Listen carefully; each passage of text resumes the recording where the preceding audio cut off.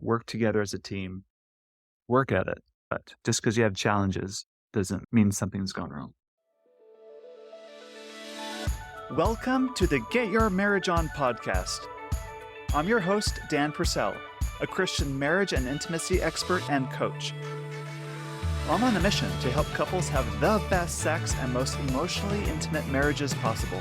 Our episodes cover topics you've always wondered about and are packed with practical advice designed to help you take your marriage to the next level. Expert marriage coaching can facilitate accelerated growth, overcoming obstacles in weeks or months that might otherwise take years to do on your own. Coaching has made a huge impact on my marriage. 2 years ago, I went back to school and learned how to coach others too. I'm now full-time with Get Your Marriage On, and I desire nothing more than to help you have a fulfilling, intimate marriage.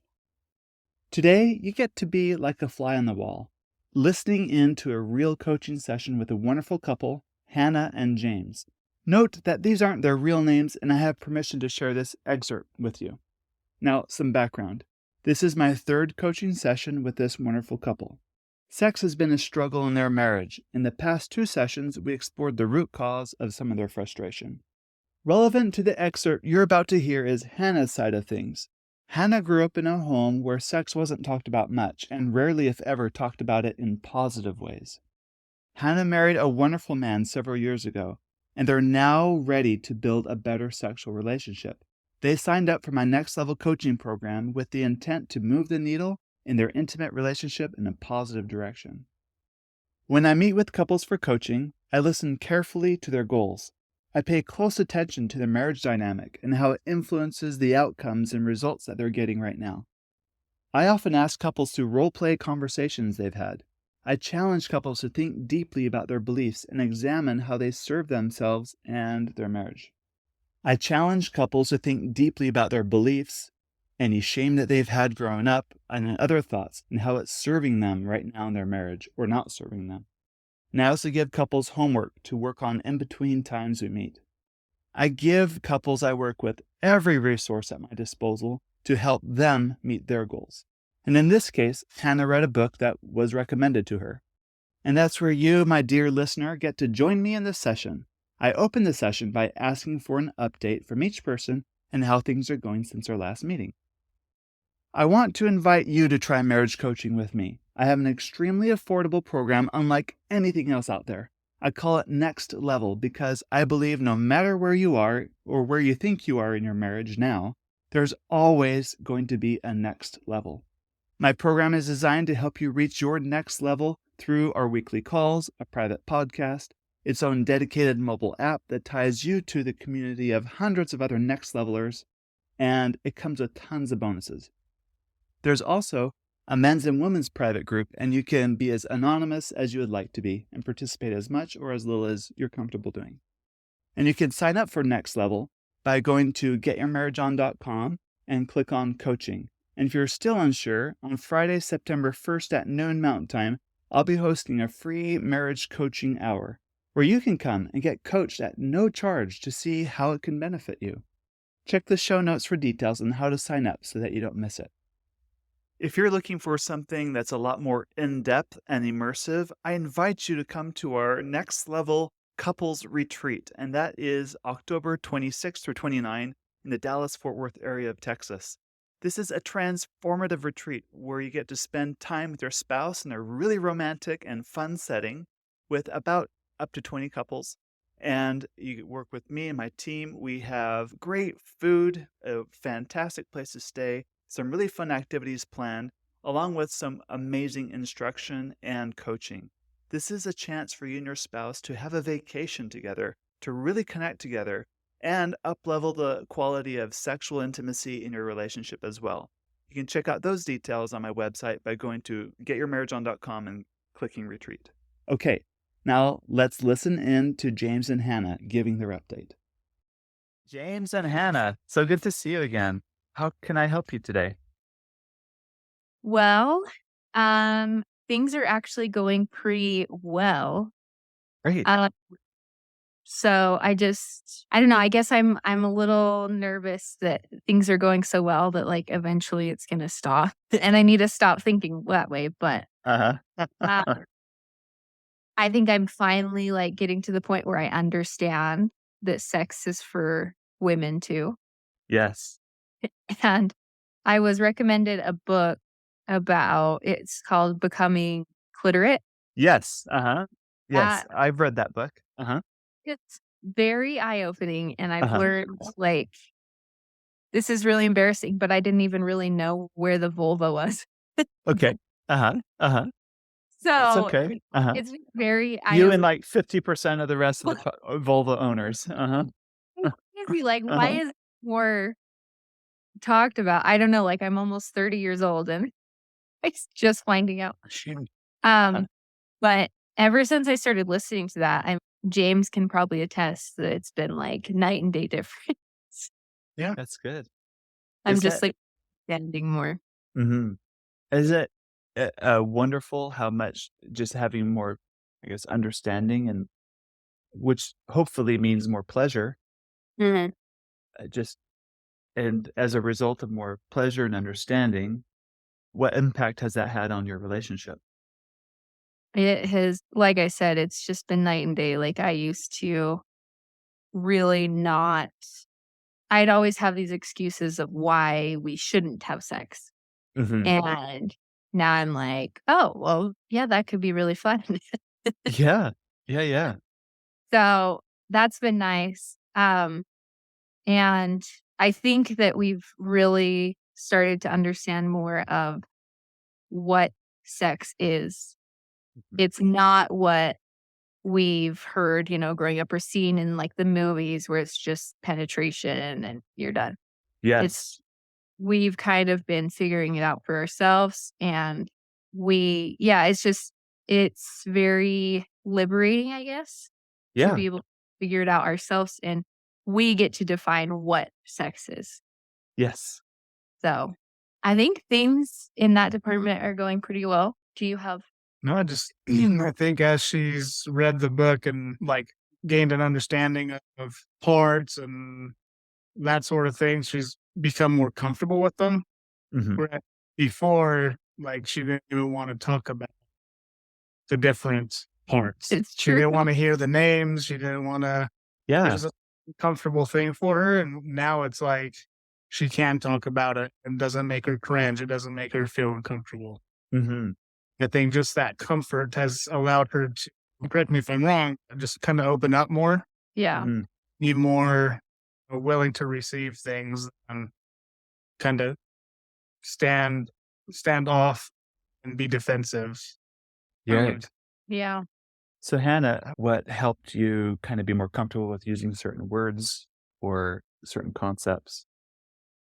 Maybe just when I was listening to the book, just listening to her talk about the different parts and what they're for, and like understanding my body and understanding like how important the clitoris is. And Yes. it's just crazy that penetration is what is like, That's I don't just know. advertised, and Yeah. it's not the thing. Uh-uh. And it's not. And it's like, that's not going to be pleasurable for the most part for a lot of women, Right. just that. And Right. that's what I remember feeling. And it's funny because like James would always push for the foreplay, and I was like, I had the mindset of like, well, let's just hurry and get it over with, because that's I just wanted to like, let's do the penetration, let's get it done, because like I don't really feel like doing this, because we hadn't really done like a lot of foreplay, I guess. Mhm. And I was uncomfortable with it too. I couldn't even say clitoris without like cringing. Yeah, yeah, yeah. Uh-huh. And I don't know why. I think it's just because I grew up not hearing about it, like, Mhm. no one talked about it, no one, like, I don't know, I just didn't know much about it. Was it partially due to identity? Like, only women that have loose morals say certain words? Like, I don't know. Like, it's like an identity part too? It could be, and I feel like the people that I was around growing up, like, I was a member of the church, or I am a member of the church, and I just don't hear that word very often. Like, I don't watch shows that would have that word in it. I guess I don't Sure. Yes. Uh-huh. Right. know. Uh-huh. I was not familiar with that. Gotcha. So having the right language helps, and you're maturing too. It looks like you're growing up. Yeah. Yeah, so it's been good. I'm stressed that something's gonna change, but before I would have something would go on with my hormones and then I would get more desire because I've always been like lower desire. Mhm. So I get more desire for a while and then it would like go back down and I'd be back to where I was. But now I feel like I'm just steadily like progressing and it has nothing to do with my hormones. It's how I think about sex, I don't know, like just what has changed in my mind, I guess. Mhm. That's good. You mentioned kind of a fear of like, when's the good time's gonna end and are we gonna regress back? Would that be helpful to talk about that a little bit? Is that a fear you have? And that's in all aspects of my life. Okay, yeah, yeah. Just tell me about another aspect in your life where that kind of manifests itself or what you notice, this pattern. Well, whenever things are like really good, like things are good in our relationship, everyone's healthy, everyone's happy, we're doing well financially, we've accomplished some goals. I'm like, uh-oh, things are too good right now. Something's gonna Uh-huh. happen. And I better start stressing about that. It's Uh-huh. like, yeah, I I don't want to be blindsided by something. Mhm. And so I'm like, oh well, let me just assume something bad's gonna happen so that I have control over it. But I don't. Okay, yeah, yeah, yeah. Great. Okay. I just wanna observe. When things are bad and horrible, what do you think then about the future? Like, if you're in the middle of a trial, what kind of things do you do then? I stress that they might get worse. Sure, uh-huh. And do things usually get worse? Sometimes. I mean, they could. Mhm. And then it gets worse, and then does it keep getting worse? No. Eventually, yeah, eventually it gets better, I would say. We find our way out of it. Mhm. Right. So there's 2 things I wanna teach. First is we have like a thermostat. We like to be in equilibrium. If it gets too hot, the air conditioner kicks on to cool things down. Things get too cold, the heater kicks on to to bring it back up to temperature, right? It's like we like to be in this homeostasis, this comfortable place. Mm. You know, humans, when things get bad, we will do stuff to help us feel better. Like some people turn to food, ice cream, distractions. They'll turn to friends, help me. I talk things out. I don't know what things come to mind to you. When things are bad, we want to feel better about ourselves. We do things to help us feel better, Yeah. to bring it up to equilibrium, right? Right. Now, here's the pernicious thing. When our brains are on autopilot, the same thing happens when things go good. Uh-oh, things are going too good. And then you employ thoughts to bring yourself back down. Is that crazy? They've done research on this. That is crazy. Why can't I just enjoy the happy moment? Yes. And you can, but it's not your autopilot mode. It's something you need to consciously decide to do. And just think, oh, it's the thermostat. Things are going good now. And your body or brain is going to offer reasons why they shouldn't be good Yeah. to bring you back down. Just as like when you're depressed, you're gonna do things to bring yourself back up. It's the same mechanism at play, but That you can override that with the way you choose to think. yeah. So next time I think that, I can just be like, "You know what? It's gonna be fine." Yeah, thank you, brain. You're Yeah. functioning exactly as you're designed to do, but I'm not gonna worry about that right now. I'm just gonna enjoy today because today is a beautiful day. Do you feel like how I feel? Because in the past, when we've had these, like, a good couple weeks of intimacy and then it's gone down, like, do you worry that it's gonna change?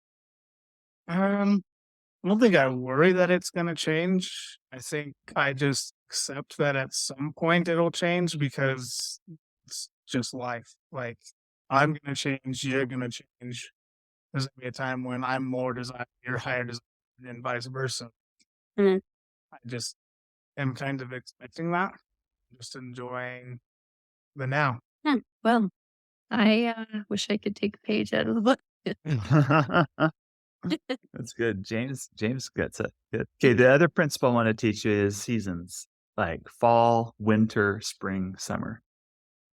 And your marriage is going to go through seasons of spring where things start to grow. There's a lot of creation going on. And summer when it's in full bloom, and then fall, and then winter. But it doesn't stay winter forever. Spring starts again, and you kind of grow back into summer and then fall. And it's not like predefined, like 2 months of this, 2 months of that. You could have a very long summer or a very long winter, just depending on things. So it's normal if you think about your marriage right now. We're just in a summer phase or spring or summer right now in our relationship. Yeah. And this might be for several months. It might be for a long time. It might be just weeks.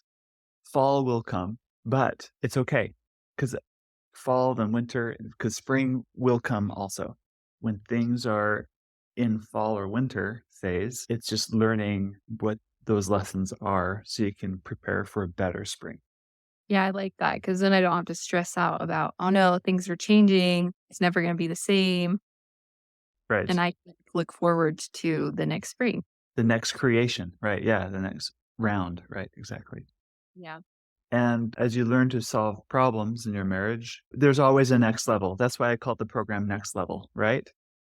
There's always going to be a next level. But if it weren't for the falls and winters of our lives, we won't recognize the next levels of what things can be.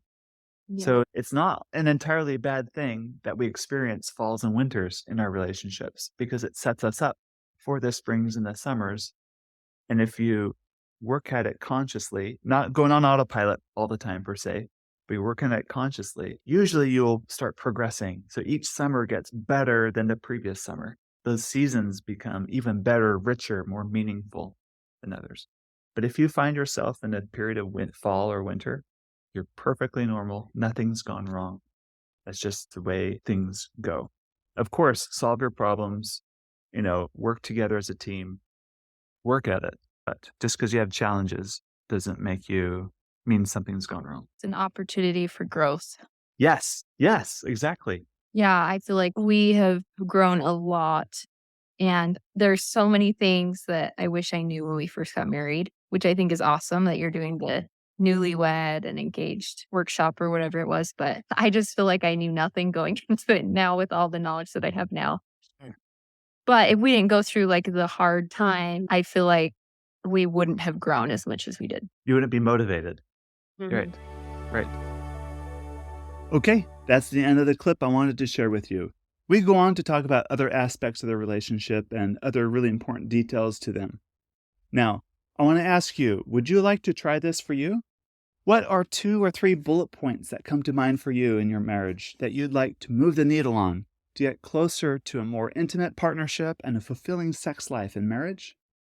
Even if your spouse is on board, at least at first, what would you like to work on now to help you be a better husband or wife? I invite you to check out Next Level and accelerate real growth in your marriage today. And if you're still unsure, join me on September 1st. We're going to do a free coaching day. Come and see how marriage coaching can benefit you. See you then. Talk to you next week.